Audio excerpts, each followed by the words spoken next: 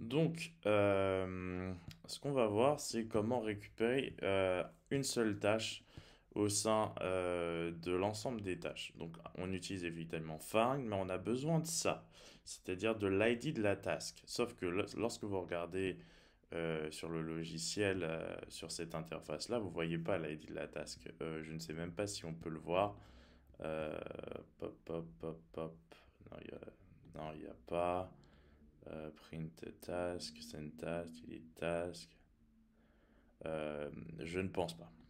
Donc le truc, c'est que en gros, on va récupérer cette information en utilisant la méthode précédente, c'est-à-dire qu'on a utilisé select, mais là on va pour juste récupérer le nom. Donc ça nous donnait, alors je vais juste vous montrer, hop, hop, lsnp, c'est des backend, npm start. Donc on utilise airtable.js, donc on n'a pas besoin d'utiliser un backend HTTP en gros, ou Express plutôt si vous préférez. Euh, Ensuite, donc ce que je vais vous montrer, c'est que là, on va récupérer en plus du name. Donc ça, je vais le cacher pour l'instant. En tout cas, je vais mettre en commentaire.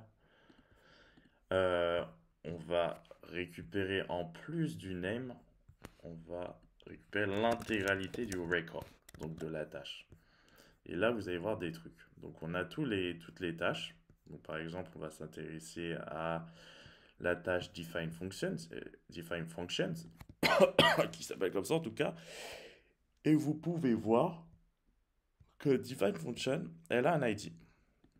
Donc, on le récupère, copier.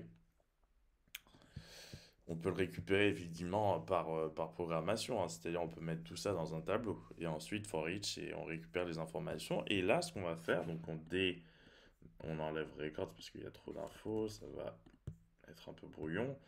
On enlève les commentaires. Et là, on va coller l'ID. Et grâce à ça, on va pouvoir récupérer define function avec toutes ces informations. C'est ça qui est cool. Donc voilà, alors pour bien voir, je vais juste mettre en commentaire la méthode précédente avec select, hop, hop, et donc ça nous permet effectivement de récupérer uniquement les informations concernant define ID.